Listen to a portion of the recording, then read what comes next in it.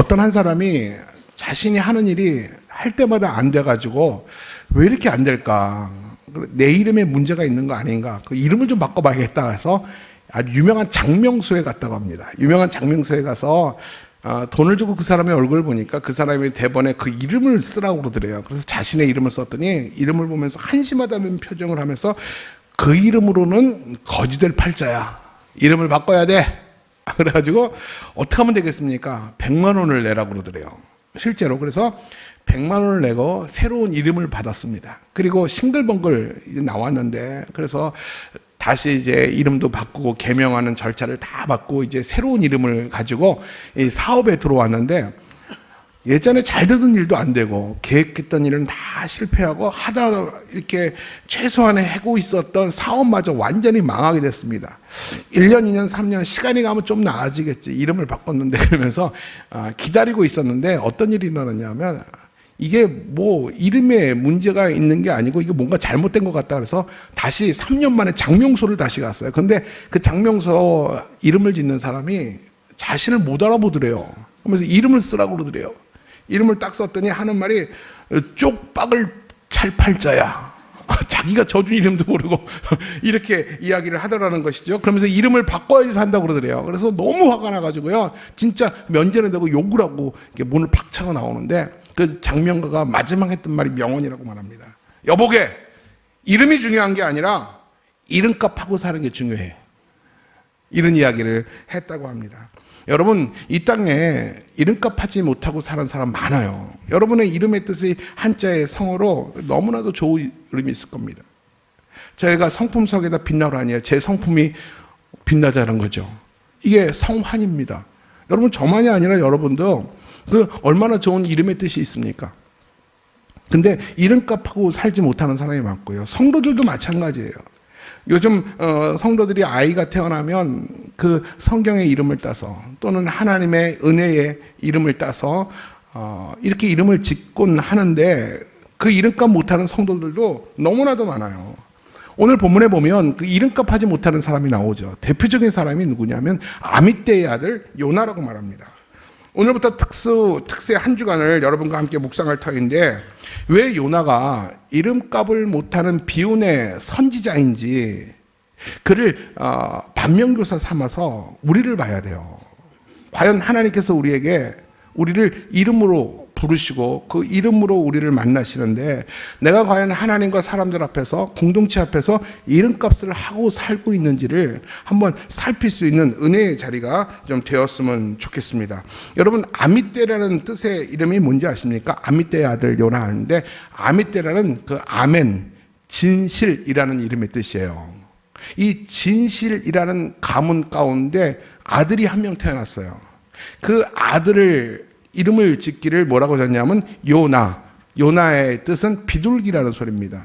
그 아들의 이름을 비둘기라고 졌습니다. 여러분, 비둘기는 뭡니까? 아름다운 소식을 전하는 동물 아닙니까? 그러면 그 자신의 아들을 비둘기라고 지은 이유가 뭡니까? 너는 평생을 살면서 하나님의 아름다운 복음을 전하는 자가 되라. 그래서 그 아버지가 진심을 담아서 그 아들의 이름을 지어줬습니다. 근데 요나가 그 이름처럼 살았습니까? 여러분, 요나서는 아주 익숙한 내용이에요. 사실 설교자들이 정말 피하고 싶은 본문이 어떤 본문이냐면 너무 익숙한 본문이에요. 이건 뻔하잖아요. 여러분, 아마 이 요나서 설교를 주일학교 때부터 제일 만만한 게 요나서 이야기 아닙니까?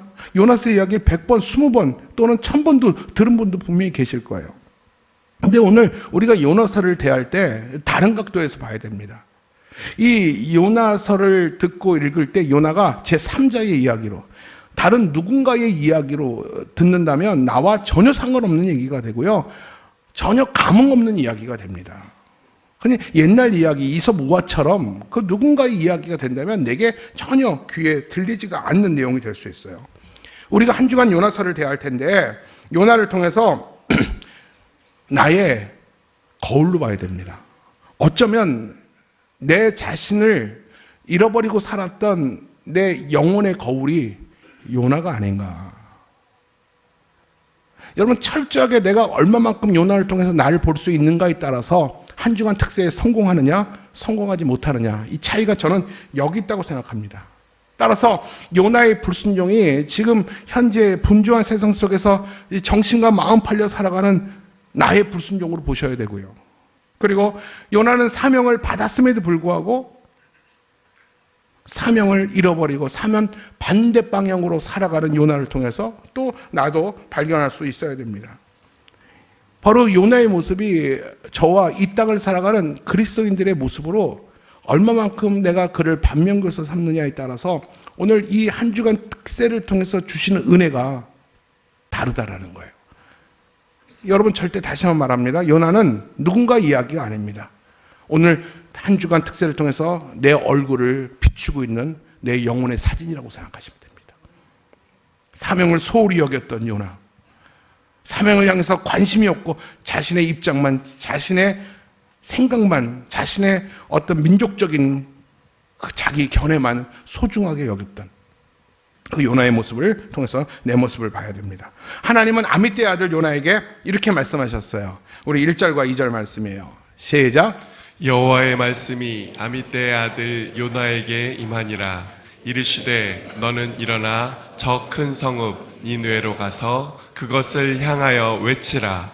그 악독이 내 앞에 상달되었음이니라 하시니라. 자, 여기서 세 가지 중요한 동사가 나타납니다. 뭡니까? 일어나라, 가라, 외치라. 이게 요나서를 읽어가는 중요한 세 개의 동사입니다. 일어나라, 가라, 외치라. 한번 같이 해볼까요? 일어나라, 가라, 외치라. 여러분, 이게 어쩌면 우리 인생을 향한 하나님의 동사입니다. 우리가 그 하나님의 명령을 받았어요. 요나는 그 말씀을 들었으면 일어나서 가서 외쳐야 했습니다. 그런데 요나는 하나님의 명령이 내 생각과 다르다고 가라는 아수르 니느웨를 향하지 않고 정반대인 다시스로 가는 배를 타고 또 그 양심의 소리가 듣기 싫어서 배 밑창에서 억지로 잠을 청하게 됩니다. 여기서부터 문제의 발단이 생기기 시작하는 거예요. 바로 여기서부터 부르신 자와 부름받은 자의 균열이 생기기 시작한 겁니다. 주님은 이 세상에 잠자고 있는 영혼들을 깨우기 위해서 기도하는 저와 여러분들을 오늘 부르시고 일어나 가라 하십니다. 여러분, 오늘 이것이 우리의 사명이에요. 우리가 예수 믿고 나만 잘 먹고 잘 사는 것이 예수 믿는 목적이 아니라는 것이죠. 우리가 천국 가는 것이 내 인생의 목적이라면 이렇게 수고롭게 우리가 특세 안 해도 됩니다. 우린 이미 믿음을 따라 우리는 구원받은 사람들이에요. 오늘 우리가 왜 이 특세가 있어야 되고 무엇을 위해서 기도해야 되고 내게 맡기신 사명이 무엇인지 왜 찾아야 됩니까?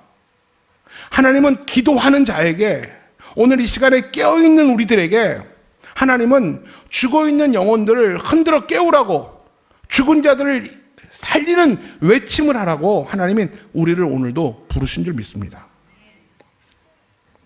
그래서 오늘 이 특세가 우리를 부르시는 부름에 응답이 있는 순종의 자리가 되어야 할 줄 믿습니다. 자, 그러면 오늘 이 세 개의 동사를 중심으로 좀 말씀을 나누도록 할 텐데 이 세 개의 동사가 여러분의 가슴을 뛰게 하는 동사가 됐으면 좋겠습니다. 우리가 일반적으로 너무나도 뻔히 잘 알고 있는 동사지만 오늘 사명 앞에 부름받은 저와 여러분들 우리 가슴이 뛰었으면 좋겠습니다. 이 새벽에 우리의 가슴을 뛰게 하고 가슴에 비전이 있는 단어들이 됐으면 좋겠어요. 첫 번째, 일어나라고 명령을 하죠. 하나님의 백성이 사명을 가지고 일어난다면 세상은 분명히 달라질 것입니다. 여러분, 안타깝게도 대부분의 성도들은 나태와 안일에 다 앉아 있습니다. 주저앉아 있는 게 현실이에요. 코로나 끝난 이후에 다 사람들은 의욕을 상실했어요. 예배에 대한 열정과 하나님을 향한 뜨거움이 다 사라지고 그냥 예배 나와 앉아 있는 것에 급급한 성도들이 되었습니다. 여러분, 전도 폭발의 창시자인 제임스 케네디 박사가 이런 얘기를 했습니다. 오늘날 교회를 출입하는 대부분의 사람들은 벤치워머다. 여러분, 벤치워머가 뭐냐면요, 예배 나와서 예배 드리는 동안만 내 자리, 내가 앉은 의자를 따뜻하게 하고 일어나는 사람들, 이게 벤치워머라는 것이죠.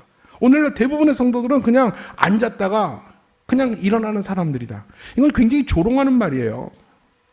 이건 굉장히 그리스도인들에 대해서 모독적인 말이고 부끄러운 말 아닙니까? 여러분, 나는 혹시 벤치워머 아닙니까? 그냥 예배 시간에 앉았다가 그냥 일어나서 그 자리만 되푸는 사람 아니냐는 말이죠. 우리는 오랜 종교적 습관과 나태와 타성의 자리에서 우리는 반드시 일어나야 됩니다. 여러분, 야곱이 약국방에서 부러진 다리를 질질 끌고 일어날 때 먼동이 텄다고 그랬어요. 그리고 탕자가 맞이한 새 아침은요, 일어나서 아버지를 향했을 때 새 아침이 일어났다고 그랬습니다. 여러분, 일어나야지만 갈 수도 있고 뭔가를 할 수 있어요. 앉아서 누워서 아무것도 못해요. 뭔가를 시도할 때는 반드시 도전을 받아야 돼요. 동기부여가 있어야 돼요. 그래야지만 일어날 수 있습니다. 그래야지만 시작할 수 있는 거예요. 여러분, 우리 인생의 새 아침은 일어나는 것부터 시작되는지를 기억하시기 바랍니다. 앉아서 누워서 생각과 결심만으로는 아무것도 안 됩니다. 불신앙과 매사의 부정적인 자리에서 벌떡 일어나야 됩니다. 특별히 여러분, 교회를 나오고 신앙생활을 하고 직분이 있어도요, 매사에 부정적인 사람이 있습니다. 신앙이 있는 것 같지만 신앙이 없는 사람이 있어요. 여러분, 그 자리에서 일어나야 돼요. 그 자리에서 일어나지 않으면 끝장입니다. 그 자리에서 반드시 일어나야 됩니다. 새 아침을 향해서 주님의 부르심을 따라서 일어나 주님께 달려오는 이번 한 주간 되시기를 주님의 이름으로 축복합니다. 특별히 예수님께서 특세 한 주간 일어나라고 우리의 마음을 아마 두드리실 겁니다. 우리가 닫힌 문으로 주님을 절대 만날 수가 없습니다. 두드리는 소리를 들으면 외면하지 마시고요, 즉시 일어나 주님께 마음의 문을 열어야 됩니다. 이번 한 주간 특세, 여러분 저녁에 내일 특세를 가야 되나 말아야 되나, 여러분 이렇게 고민이 되는 거 주님께서 두드리는 거예요. 이게 내 안에 문득 드는 생각이 아니에요. 주님께서 여러분 마음을 두드릴 때요, 적극적으로 주님의 마음의 부름 앞에 마음의 문을 열고 주님 앞에 달려 나오시기 바랍니다. 하나님께서 어떻게 한 주간 일하시는지 하나님을 향해서 기대하면서 마음의 문을 여시길 바랍니다. 오늘 특세 첫날입니다. 주님의 부르심에 우리의 마음과 생각과 우리의 영혼과 몸이 벌떡 일어날 때 오늘이야말로 내 인생의 기적의 첫날이 되는 거예요. 두 번째 명령은 일어났으면 가라고 합니다. 어디로 가라고 하는 것입니까? 아수르의 수도 니느웨로 가라고 합니다. 니느웨는요, 죄악의 도성입니다. 요나는 민족주의자였어요. 감성주의자였어요. 자신의 민족을 굉장히 괴롭혔고 아주 잔인하게 혹독하게 자신의 민족을 침략했던 그 최고의 적국은 바로 아수르 니느웨였습니다. 근데 그 자신의 민족이 회개하여 하나님께 돌아오는 꼴을 못 보겠다는 겁니다. 적어도 나는 하나님이 하시겠다면 하세요. 근데 내가 그 일에 관여하고 싶지는 않습니다. 하나님은 분명히 은혜롭고 자비롭고 인애가 더하시기 때문에 그 적국 도성일지라도 하나님이 말씀을 전하면 그들이 회개하고 하나님은 그들을 분명히 축복하실 겁니다. 내가 그 꼴 못 보겠습니다. 하나님이 하시려면 하세요. 근데 나는 아닙니다. 나는 불러들이지 마세요. 나는 그 일에 관여하지 않겠습니다. 그래서 요나는 니느웨 반대편인 다시스로 떠나기로 결정을 하죠. 여러분, 교회는 반드시 두 가지 속성이 있어요. 모이는 교회와 흩어지는 교회가 있잖아요. 초대교회는요, 흩어지기 위해서 잘 모였어요. 가서 외치기 위해서, 찾아가기 위해서, 흩어지기 위해서 그들은 모였습니다. 모여서 은혜로 무장한 이후에 순교를 각오하고 세상으로 흩어졌습니다. 여러분, 세상의 현실이 아무리 무겁고 참담하다 할지라도 복음이 필요한 곳이면, 예수가 필요한 곳이면 가야 합니다. 그것이 여러분 가정일 수도 있고요, 그것이 일터일 수 있어요. 하나님이 보내신 곳에 여러분 가야 합니다. 가까운 곳도 가고 먼 곳도 가고 땅끝까지 가야 합니다. 여러분의 땅끝이 어디입니까? 여러분, 오늘 하나님은 분명히 우리에게 오늘 일어나서 가라. 어디로 가야 됩니까? 너의 땅끝으로 가라 그랬을 거예요. 여러분 땅끝이 어디입니까? 여러분의 남편이고요, 여러분의 가족일 수 있어요. 그 스페인 어딘가가 아니에요.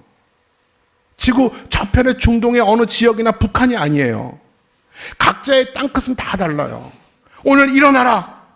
내가 너의 마음을 도전하고 너의 마음을 두드릴 때 내 마음을 열고 내가 원하는 것으로 예수가 필요한 것에 네가 오늘 당장 일어나라. 그 땅끝을 향해 가라. 주님께서 우리의 마음을 오늘도 두드리시고 내 마음을 부풀게 하십니다.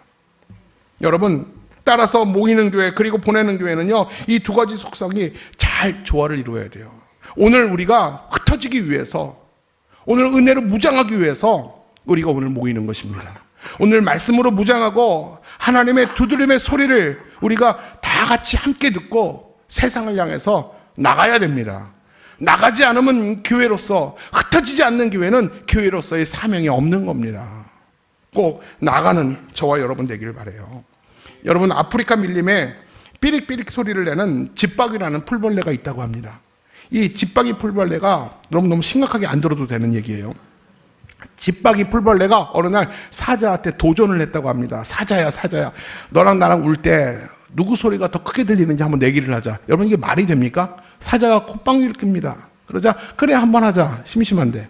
그래서 한번 누가 소리가 더 많이 가는지 내기를 했어요. 사자가 울었습니다. 사자가 어떻게 울죠? 으헝. 아니, 어떻게 울죠? 어흥, 맞아. 어흥 그리고 울죠. 쩌렁쩌렁 어흥 그리고 울었습니다. 산천이 막 흔들릴 정도로 울었습니다. 그러자 풀벌레가 삐릿삐릿하고 울었습니다. 자, 그리고 저 언덕 위에 있는 토끼에게 물어봅니다. 토끼야, 사자 소리 들었니? 사자 소리 들었어. 너무 무서웠어. 풀벌레 소리 들었니? 풀벌레 소리도 들었어. 그러자 이제 골짜기 하나를 넘어서 언덕 위에 걸려있는 나무에 매달려 있는 다람쥐에게 물어봅니다. 다람쥐야, 사자 소리 들었니? 사자 소리를 들은 것도 같고, 풀벌레 소리 들었니? 풀벌레 소리는 잘 들려. 그러자 이번엔 새 계곡을 넘어 언덕 위에서 달리고 있는 노루를 만납니다. 노루야, 사자 소리 들었니? 사자 소리 못 들었는데. 그럼 풀벌레 소리, 풀벌레에서 지금도 울고 있잖아 라는 이야기를 하더라는 것이죠. 여러분, 한 마리 사자가 울면 그 밀림 안에서는 모든 약한 짐승들은 다 숨을 죽입니다. 그러나 풀벌레가 울기 시작하면 숲풀 속에 있는 풀벌레들은 따라 울게 되어 있습니다. 그래서 순식간에 아프리카 밀림은 풀벌레 소리로 가득 차게 되는 것입니다. 여러분, 이것이 무엇을 의미합니까?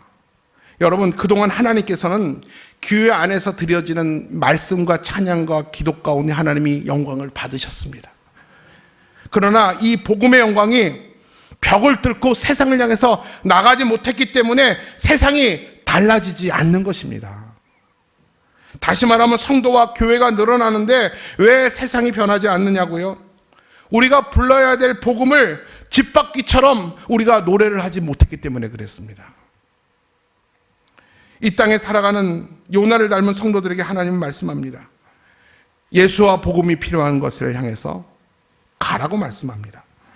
기독교는요, 적극적인 종교입니다. 앉아서 오는 사람을 맞이하는 소극적인 종교가 아닙니다. 예수님께서 제자들에게 마지막에 뭐를 당부하셨습니까? 너희가 가서 모든 민족으로 제자를 삼으라는 명령입니다. 너희는 가서 소극적으로 기다리지 말라는 거예요. 우리끼리만 예배드리고 우리끼리만 하나님께 영광 올리지 말라는 거예요. 우리들의 벽을 넘어야 된다는 것이죠. 모이는 교회에 만족하지 말라는 거예요. 나 구원받았네, 너 구원받았네, 우리 모두 구원받았네. 우리 안에서 천국을 만들지 말라는 겁니다. 이 벽을 뚫고 나가서 천국이 필요한 자에게 나가라는 것입니다. 그래서 함께 내가 풀벌레가 울듯이 모든 숲풀에 있는 모든 풀벌레가 함께 울라는 것입니다. 그래서 하나님은 우리를 향해서 가라고 하는 거예요. 여러분, 가는 것은 우리의 선택이 아니에요. 성도의 운명입니다. 안 가면 안 됩니다. 여러분, 흩어져야 됩니다. 흩어질 때 교회가 능력 있는 교회가 되는 거고 하나님이 영광 받으시는 거예요. 누가 흩어져야 됩니까? 여러분, 한 사람 한 사람이 흩어져야 돼요. 내 안에 예수와 복음이 있어서 내 마음에 오늘도 열정과 마음을 두근거리게 하는 사람들이 나가야 됩니다.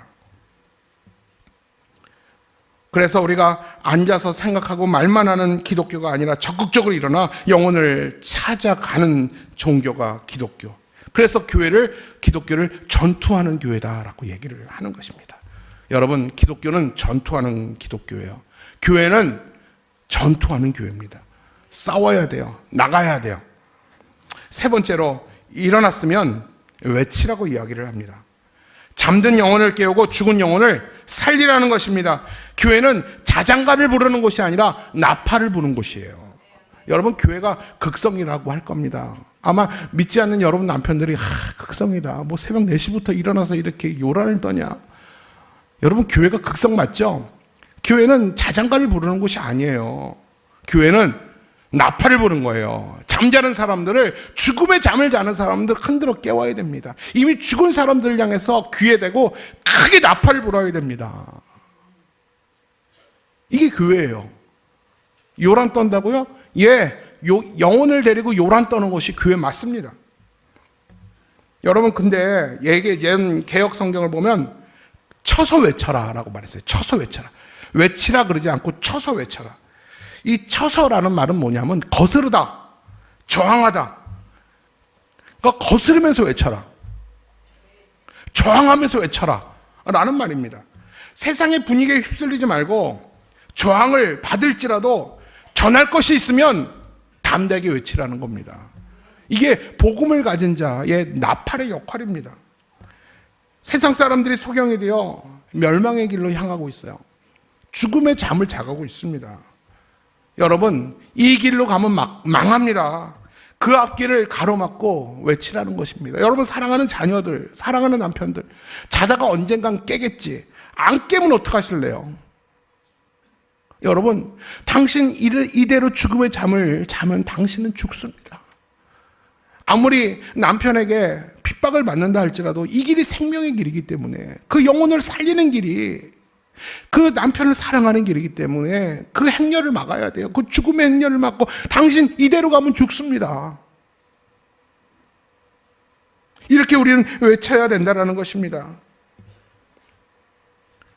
환영받지 못해도, 때로는 조롱과 비웃음을 받아도 직장 안에서 외쳐야 돼요. 내가 예수 믿는 사람이라고 커밍아웃하고 그래서 받는 불이익과 손해가 있다 할지라도 그래도 나는 쳐서 외쳐야 돼요. 잠든 영혼을 깨우는 나팔이 되고 죽은 심령을 살리는 외침이 내가 되어야 한다는 것입니다. 여러분, 약자가 되지 마세요. 교회 안에서만 큰 소리 치지 마세요. 밖에 나가서 나팔수로 사셔야 돼요. 새벽을 알리는 나팔수가 되셔야 돼요. 그게 하나님이 기뻐하는 자고, 이게 사명받은 자고, 이것이 하나님의 마음을 시원케 해드리는 이 시대에 깨어있는 성도들이 되는 것입니다. 저는 말씀을 준비하고 전할 때마다 가끔 설교자로서 갈등이 있어요. 제가 강사로 가면요, 하고 싶은 말 다 하고 옵니다. 듣기 싫으면 다음부터는 안 부르면 되겠지. 그렇지만 저는 목회자로서 해야 될 말들은 해야 된다고 생각하고, 저는 강사로 가면 할 말을 다 하고 옵니다. 근데 우리 교회 목회를 12년 하다 보니까 우리 성도들이 형편을 너무 잘 알잖아요. 내가 이 말하면 저 성도가 상처받을 텐데, 이 말하면 성도가 자기들이라고 말한다고 속상해하고 시험 들 텐데, 이런저런 생각이 드니까 제가 강단에서 마땅히 전해야 될 말씀이 많이 없더라고요. 때로는 이 말씀을 전해야 되나, 상처받는 사람이 있을 텐데 고민이 될 때가 있어요. 그래서 가끔 제가 피할 때도 있습니다. 사실 이 표현은, 이 예화를 안 들 때도 있어요. 그래도 가끔은 눈은 질끈 감고 하나님의 뜻을 순종하여 외칠 때가 있습니다. 그때마다 교인들이 힘들어하는 게 보여요. 그 가슴에 이렇게 튕겨서 나오는 것들이 제가 느껴질 때가 있습니다. 그때마다 설교자로서 얼마나 외로운지 모릅니다. 여러분, 설교를 들어도 아무런 아픔도 도전이 없는 설교에 여러분 만족하십니까? 여러분, 설교를 들을 때마다 위로해주고 축복해주는 그런 설교만을 여러분 좋아하지 않습니까? 여러분, 매주마다 그런 설교를 들었으면 좋겠어요? 그래서 그 설교가 여러분 그래도 잘한다, 못해도 잘하고, 죄를 지어도 잘한다, 여러분 위로해주고 축복해주는, 여러분의 기분과 비율을 맞춰주는 그런 강단에서 그런 말씀이 들으면 여러분 속 편하겠어요? 여러분, 분명히 오늘 이 시간 기억하십시오. 교회가 잠을 깨우는 메시지 없이 자장가와 거짓된 평안만을 전하는 교회와 성도와 공동체가 있다면 하나님의 교회가 아닐 수 있습니다. 여러분, 교회는, 성도는, 깨어있는 자는 죽은 영혼들을 향하여, 잠자고 있는 영혼들을 향하여 여러분 쳐서 외쳐야 됩니다.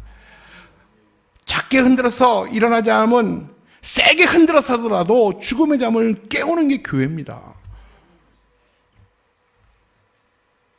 교회의 사명은 하나님의 마음을 담아 쳐서 외치는 거예요.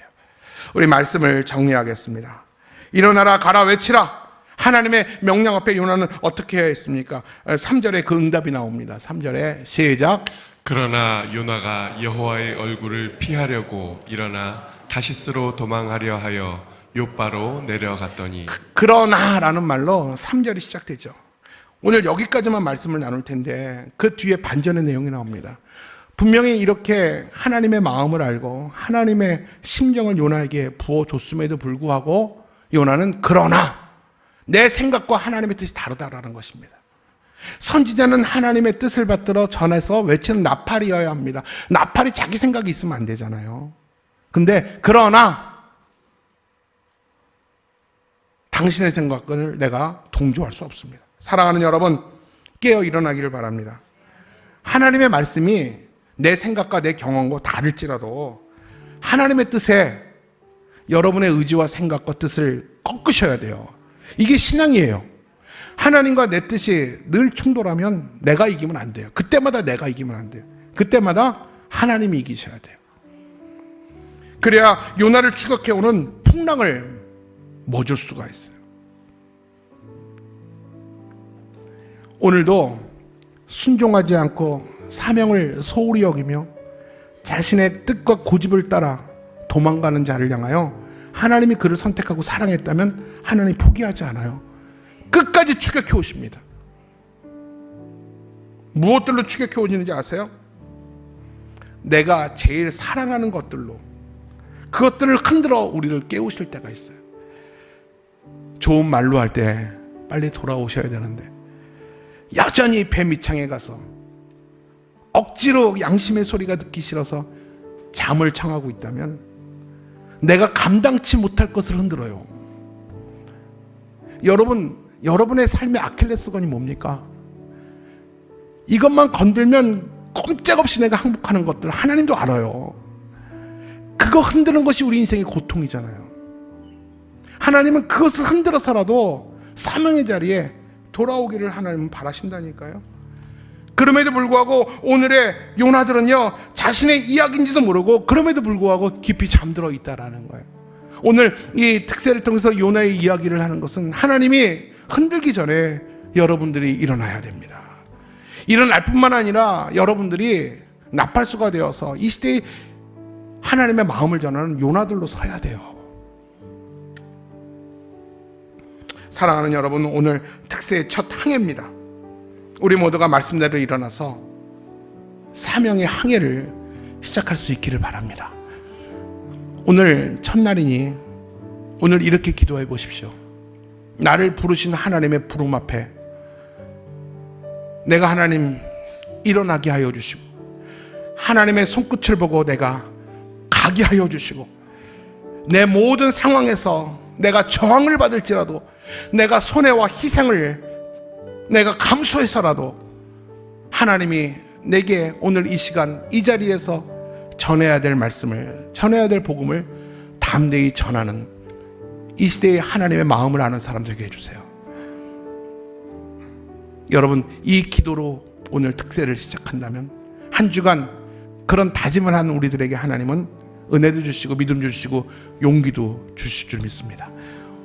오늘 부르심에 응답하는 저와 여러분 모두가 되기를 주님의 이름으로 축복합니다. 우리 같이 기도하겠습니다.